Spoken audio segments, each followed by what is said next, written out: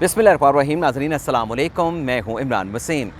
नाज़रीन आज 18 अप्रैल है, दिन है पीर का और साल 2022। आज के प्रोग्राम में सुप्रीम कोर्ट में होने वाले सदारती रेफरेंस पर अहम तरीन समात का अहवाल आप नाज़रीन के साथ शेयर करेंगे। नाज़रीन साबिक़ वज़ीर आज़म इमरान खान जो अपने जलसों में आला अदलिया से सुप्रीम कोर्ट की अदालत से एक ही सवाल पूछते हैं कि मेरा जुर्म क्या है, रात को 12 बजे अदालतें क्यों लगी, रात को 12 बजे अदालतों के दरवाजे आखिर क्यों खोल दिए गए। तो आज चीफ जस्टिस उमरता बंदयाल ने इस सवाल का जवाब दिया है। किस वकील की किस दलील के ऊपर, किस बात के ऊपर चीफ जस्टिस उमरता बंदयाल ने रात को 12 बजे अदालतें खुलने का जवाब दिया है, इसकी तफसीलात आपके साथ शेयर करेंगे। और नाज़रीन आज की अदालती कार्रवाई में चीफ जस्टिस उमरता बंदयाल ने पाकिस्तान तहरीक इंसाफ के पार्टी हेड से अफसोस का इजहार किया है, एक शिकवा किया है। किस बात पे शिकवा किया गया और इसके साथ साथ तमाम सियासी जमातों से chief justice of Pakistan उमरता Bandial क्या एक्सपेक्ट करते हैं, क्या तवक्कुआत लगाए बैठे हैं, ये तफसीलात भी आपके साथ शेयर करेंगे। नाज़रीन आज 1:10 पर अदालती कार्रवाई का आगाज़ हुआ और 3 बजे जो है आज की अदालती कार्रवाई को कल तक जो है वो मुलतवी कर दिया गया। आज जब अदालती कार्रवाई का आगाज़ हुआ तो पिछली समात अटॉर्नी जनरल के मौजूद ना होने की बिना पर जो है वो मुलतवी कर दी गई थी, यानी समात से पहले ही एडमिनिस्ट्रेटिव ऑर्डर के ज़रिए डी लिस्टिंग का नोटिस जारी कर दिया गया कि एक एजी ऑफिस से दरख्वास्त आई है, तो लिहाजा सदारती रेफरेंस पर जो समात है उससे मुलतवी की जा रही है। लेकिन आज इस केस की समात को दोबारा मुकर्रर किया गया और additional attorney general Aamir Rahman अदालत के सामने पेश हुए।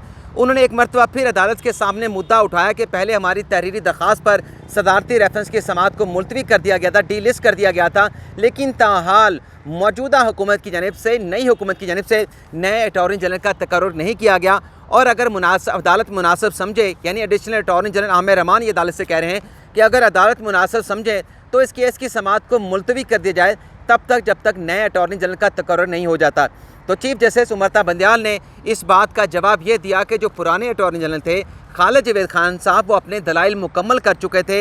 नया अगर कोई अटॉर्नी जनरल आएगा, वो अगर कोई बात ऐड करना चाहेगा, कोई नया मौक़िफ़ बयान करना चाहेगा तो उसकी बात को सुन लिया जाएगा, लेकिन ये सदर मुमलिकत का रेफरेंस है, इस पर ज़्यादा ताख़ीर नहीं की जा सकती। इस केस को इस सदारती रेफरेंस पर आज समात की जाएगी।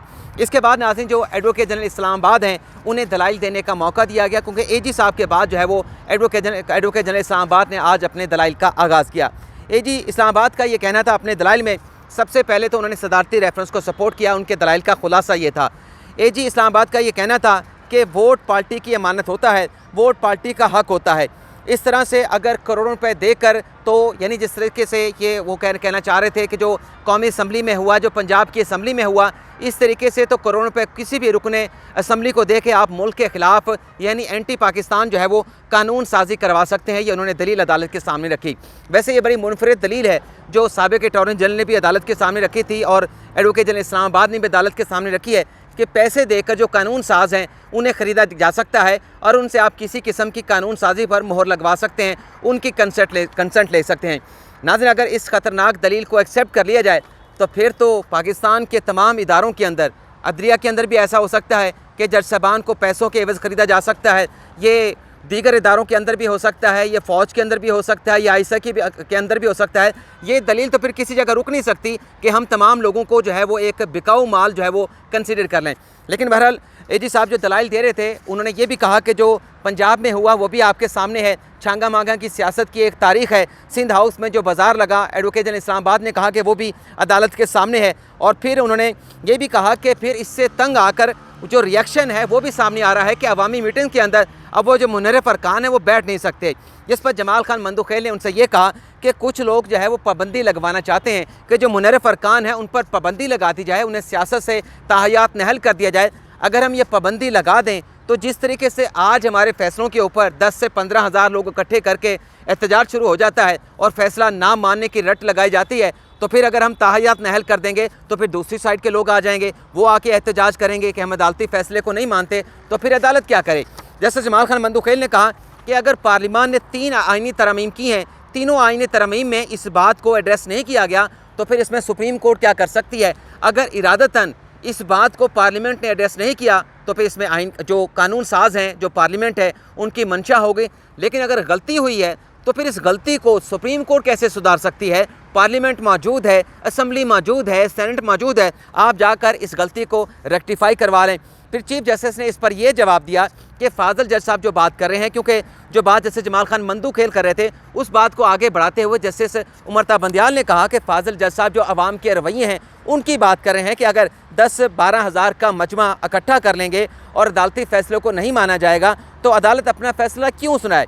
चीफ जस्टिस ने कहा कि अदालत अपने फ़ैसलों के एहतराम की तवक्को करती है। सियासी लीडरान से इस बात की तवक्को करते हैं कि वो अदालती फ़ैसलों का एहतराम करेंगे, अपना करैक्टर शो करेंगे, अपना कदकाठ शो करेंगे। और फिर उन्होंने कहा कि फिर हम ही फैसले करेंगे, सियासी बहस में हम नहीं पड़ेंगे। चीफ जस्टिस उमरता बंदियाल ने कहा कि यही एक वजह है कि अदलिया किसी खौफ व ख़तर के बगैर अपने फ़ैसले सुनाती है, अपने फ़ैसले देती है, क्योंकि हम आइन के मुहाफ़िज़ हैं, आइन सबसे ज़्यादा मुक़द्दम है, ये चीफ जस्टिस उमरता बंदियाल ने कहा। और फिर उन्होंने ये भी कहा कि हमें आइन के तहफ़्फ़ुज़ पर गालियाँ भी पड़ती हैं, गालियाँ दी जाती हैं, हमें वो कबूल हैं, बेशक हमें गालियाँ दी जाएँ, लेकिन हमारा जो फ़र्ज़ है, हमारा जो हल्फ़ है, हमें जो आइन कहता है, जो कानून के मुताबिक जो कानून कहता है उसके मुताबिक अदालत ने चलना है। अदालत आइन और कानून से बाहर नहीं जा सकती। हम अपना जो काम है, अपनी जो ड्यूटी है वो करते रहेंगे। फिर चीफ जस्टिस ने यह भी कहा कि पार्लिमानी जमहूरियत की बुनियाद सियासी जमात पर भी होती है। सियासी जमातों को आर्टिकल 63 में 4 इश्यूज़ पर तहफ़्फ़ुज़ फराहम किया गया है। ज़ियाउल हक ने पार्टी इनराफ से की जो पाबंदी की शर्त थी उसे आइन से निकाल दिया। हाउस ट्रेडिंग पर जब अदालतों ने फैसले दिए तो आइन में ये तरमीम कर दी गई। चीफ जस्टिस ने कहा कि एडवोकेट जनरल इस्लामाबाद ने कहा कि आर्टिकल 63 भी आइन की खिलाफ वर्जी है और जो रुकने असम्बली हल्फ उठाते हैं उसमें वो कहते हैं, कसम उठाते हैं कि हम आइन को प्रोटेक्ट करेंगे, आइन का दिफा करेंगे, आइन को प्रिजर्व करेंगे। तो चीफ जस्टिस ने कहा कि हमने आपकी ये बात नोट कर ली है, हम इस बात को ये दलील देने पर आपको सलाहते हैं। फिर जैसे जमाल खान मंदूखेल ने कहा कि अगर हम ताहयात नाहिल कर दें तो फिर आर्टिकल 95 की मंशा है अदम एतमाद की तहरीक से मुतल्लिक, उसकी क्या हैसियत रह जाएगी। आर्टिकल 95 तो गैर मौसर हो जाएगा। और फिर उन्होंने एडवोकेट जनरल इस्लामाबाद से ये भी पूछा कि क्या अदालत जो आर्टिकल 63 में सज़ा है उसे बढ़ा दे, आप ये चाहते हैं। तो एडवोकेट जनरल इस्लामाबाद ने कहा कि बिल्कुल हमारी मंशा ये है कि आप जो डिफेक्शन की जो सज़ा है उसको बढ़ा दें। जिस पर जस्टिस जमाल खान मंदूखेल ने कहा कि हम आइन में लिखी हुई सज़ा को कैसे बढ़ा सकते हैं, हम आइन को रीराइट कैसे कर सकते हैं। और फिर चीफ जस्टिस ने कहा कि आर्टिकल 6 का मुकदमा, यानी हर शख्स उठ के आर्टिकल 6 की बात करना शुरू हो जाता है, ये आर्टिकल 6 का मुकदमा नहीं है। चीफ जस्टिस ने कहा कि हम तयन करेंगे कि इनहराफ का नतीजा क्या होता है। और उन्होंने कहा कि आइन की जो खिलाफ वर्जी है ये कोई छोटी वायलेशन नहीं होती। फिर बाबर अवान साहब को उनके दलाइल ख़त्म हुए तो बात करने का मौका दिया गया। बाबर अवान और जज साहिबान के दरमियान जो छोटी मोटी नोक झोंक भी हुई। जब बाबर अवान साहब ने कहा कि मेरी जो अपनी पेटिशन है उसके ऊपर जो मेमो है पहले वो देख लिया जाए, तो जैसे जमाल खान मंदूखेल ने कहा कि आप गेट बंद करवाना चाहते हैं, तो बाबर अवान साहब ने कहा कि वही गेट तो अदालत ने बंद नहीं किया। लेकिन बहरहाल ये नोक झोंक चलती रही। फिर बाबर अवान साहब ने कहा कि मुल्क में कोई हुकूमत नहीं, कोई सेक्रेटरी का अपना इलेक्शन कमीशन का नहीं आया, वज़ीर कानून भी नहीं है, अटॉर्नी जनरल भी नहीं है। तो चीफ साहब ने उनसे ये कहा कि हमने आपको रेफरेंस पर दलाइल देने का मौका दिया है और जो आपकी पटिशन है उस पर फ़िलहाल आपको बात करने की हमने इजाज़त नहीं दी, पहले इस मामले को कंक्लूड करेंगे और फिर आगे चलेंगे। जिस पर बाबर अवान ने कहा, बाबर अवान से पूछा गया कि जो अटॉर्नी जनरल के दलाइल थे सदारती रेफरेंस में, क्या आप उन दलाइल को एक्सेप्ट करेंगे। तो बाबर अवान ने कहा कि मैं अटॉर्नी जनरल साबिक अटॉर्नी जनरल खालिद जावेद खान के दलाइल को एक्सेप्ट नहीं करूँगा, उनके दलाइल में कैसे एक्सेप्ट कर सकता हूँ। उन्होंने तो एक कलाबाजी लगाई और अपनी जो दलील थी उससे वो रिवर्स जो है वो चले गए। जिस पर चीफ जस्टिस ने कहा कि पहले तो हम रेफरेंस के ऊपर बात करेंगे, तो आप रेफरेंस के ऊपर दलाइल दें। तो जिस पर बाबर अवान ने कहा कि रेफरेंस पर तो मुझे आप कल सुन लें, अभी तो मैं जो है वो जो इमरान खान साहब की पटिशन है ताहयात नाहिली के हवाले से मुनर्रफ अरकान से मुतल्लिक उस पर दलाइल देने के लिए तैयारी करके आया था। तो जिस पर अदालत ने उन्हें कल तक जो है वो तैयारी करने का मौका दे दिया। इसके बाद मुस्तफ़ा रमदे जो कि बलोचिस्तान नेशनल पार्टी के वकील हैं, उन्हें दलाइल देने का मौका दिया गया। उन्होंने अपने दलाइल दिए। मुस्तफ़ा रमदे ने कहा कि मफरूज़े जो सदारती रेफरेंस दायर किया गया है उसमें मफरूज़े की बुनियाद पर यह बात की गई है कि जो भी इनहराफ करेगा पार्टी डायरेक्शन से, पार्टी से, वो बेईमान होगा या फिर करप्ट होगा। मुस्तफ़ा रमदे ने कहा कि सदर मुमलिकत ने रेफरेंस में अदालत को आइन लिखने का कहा है, अदालत आइन नहीं लिख सकती। इसके आगे मुस्तफ़ा रमदे ने कहा कि अगर पार्लियामेंट आर्टिकल 199 और 184(3) का जो सुप्रीम कोर्ट का अख्तियार है, मैं अगर रुकने पार्लिमान हूँ और अगर ऐसी कोई तरमीम आती है तो मैं तो पार्टी डायरेक्शन की, पार्टी पॉलिसी की बिल्कुल फॉलो नहीं करूँगा। वो पार्टी डायरेक्शन जिसमें वो आइनी तरमीम जिसमें अदलिया का अख्तियार कर्टेल किया जा रहा हो, ऐसी पार्टी डायरेक्शन को फॉलो नहीं किया जा सकता। जिस पर जस्टिस मुनीब अख्तर ने कहा कि अगर आप एग्री नहीं करेंगे तो फिर आप मुस्तफ़ी हो जाएं, यानी एक फ़र्ज़ करके बात हो रही थी, जिस पर मुस्तफ़ा रमदे ने कहा कि इस्तीफ़े का हल जो है वो मसले का हल नहीं। उन्होंने कहा कि यह मफरूज़ा है कि सब पार्टी के जो अरकान होते हैं वो टिकट पर आते हैं, पार्टी के हेड की डायरेक्शन को फॉलो करना भी गुलामी के मुतरादिफ है। जिस पर जस्टिस मुनीब अख्तर ने कहा कि यही जमहूरियत है कि आप जमहूरियत को चैलेंज कर रहे हैं, जो लोग पार्टी टिकट पर आते हैं उन्हें पार्टी की पॉलिसी को डायरेक्शन को फॉलो करना होता है। जैसे इजाज़ुल एहसन ने कहा कि आइन उन लोगों को डिफेक्ट कहता है, मुनरफ कहता है जो पार्टी पॉलिसी को फॉलो नहीं करते। क्या उनको रिवार्ड देना चाहते हैं? जो काबिल इज़्ज़त बंदा होगा उसके लिए बेहतर ऑप्शन तो ये है कि वो रिज़ाइन करके दोबारा ज़िमनी इलेक्शन लड़ के आ जाए। जैसे जमाल खान मंदुखेल ने कहा कि आर्टिकल 95 तो फिर इस तरीके से गैर मौसर हो जाएगा कि अगर पार्टी अरकान को पाबंद बना दिया जाएगा कि वो अपनी ज़मीर के मुताबिक फ़ैसला ना कर सकें, हर हाल में पार्टी पॉलिसी को टो करें, तो आर्टिकल 95 जो है वो गैर मौसर हो जाएगा। यहाँ पर जज साहबान के माबैन हमने थोड़ी बहुत ही नोक झोंक देखी, जिस पर जस्टिस मुनीब अख्तर ने कहा कि दोनों आर्टिकल एक दूसरे को कैसे गैर मौसर कर सकते हैं, दोनों में हमें तवाज़ुन पैदा करना होगा। वैसे ये हमारी अपनी परसेप्शन है कि जज साहबान में नोक झोंक है, ये उनकी मामूली उनके लिए बात भी हो सकती है। एक जज कुछ सवाल कर रहा है, दूसरा जज कोई सवाल कर रहा है, तो जस्टिस मुनीब अख्तर ने कहा कि दोनों आर्टिकल एक दूसरे को कैसे गैर मौसर कर सकते हैं, दोनों में तवाज़ुन पैदा करना होगा। जस्टिस इजाज़ुल एहसन ने कहा कि आर्टिकल 95 पार्टी से इनराफ़ करने की भी जो है वो इनराफ़ करने वालों के रहम करम पर नहीं है।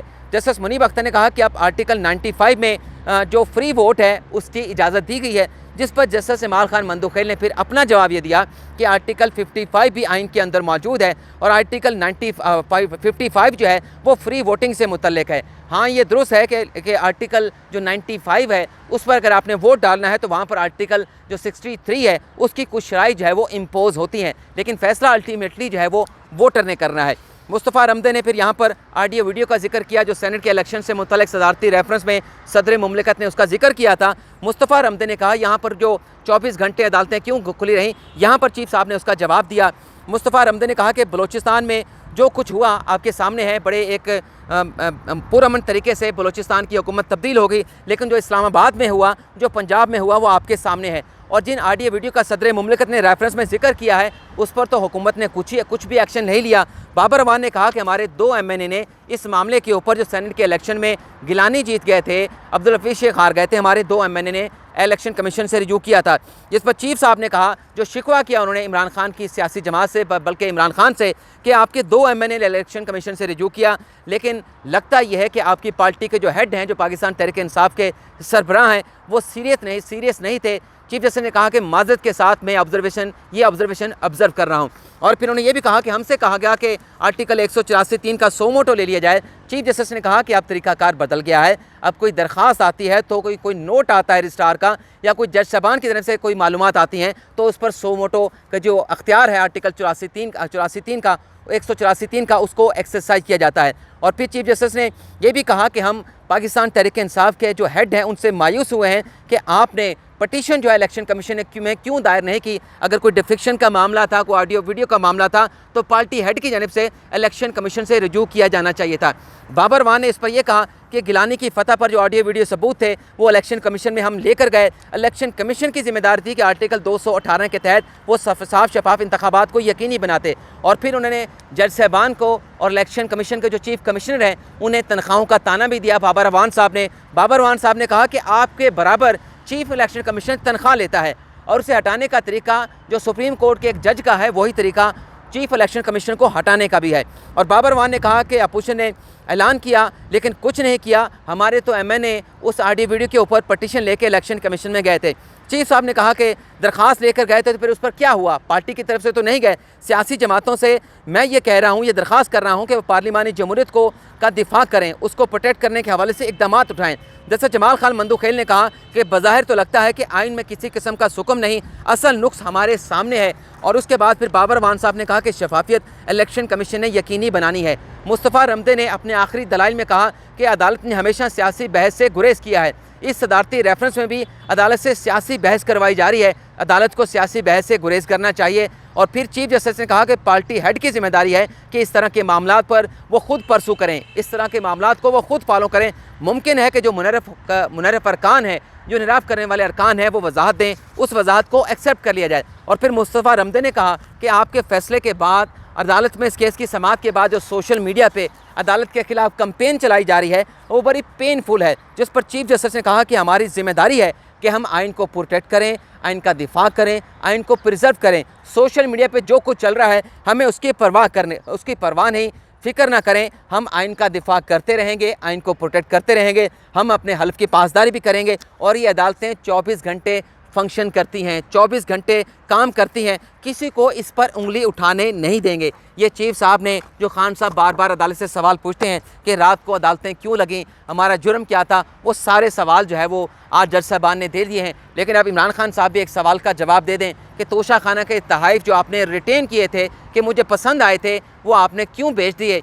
गैर मुल्की सरबराहान की जानिब से पाकिस्तान को एक शनाख्त दी गई थी, तोहफे दिए गए थे, एक रिस्पेक्ट का रिश्ता था। और ख़ुद आपने हाई कोर्ट में जाके कहा था कि इन तहफ़ की तफसीलात इसलिए फ़राहम नहीं कर सकते कि अगर तफसीलात फ़राहम करेंगे तो जिन ममालिक के सरबराहान ने तहफ़ दिए हैं उनके साथ हमारी दोस्ती पर, हमारे ताल्लुकात पर फ़र्क आएगा।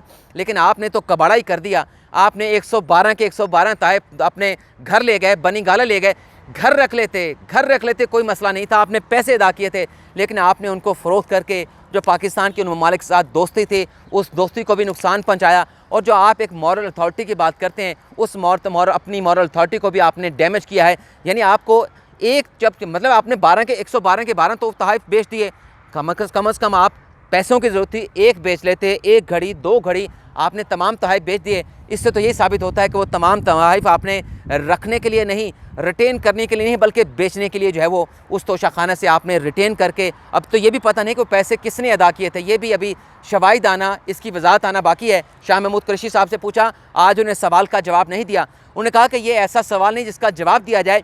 यानी दूसरा अगर करप्ट है, दूसरे की करप्शन पर आप सवाल पूछें, मकसूद चपरासी का सवाल पूछें, उनके खिलाफ केसेस हों, वो जेल में जाएं, लेकिन आपसे अगर सवाल पूछ लिया जाए कि आपने 3.5 सालों में कितने तहफ़ लिए, उनकी तफसीलात क्या हैं, कितनी मालियत की हैं, रकम कहाँ से अदा की, इसका आपने जवाब नहीं देना। यानी आप जवाब नहीं दे सकते, आप जवाब देने ही, बाकी तमाम जो हुक्मरान हैं, जो सियासतदान हैं, जो सियासी जमातों के हेड हैं, वो जवाब दें। लेकिन आपसे इजाज़त चाहेंगे। अल्लाह ताला आपका हामी नासर दुआ में याद रखिएगा। अल्लाह हाफ़िज़।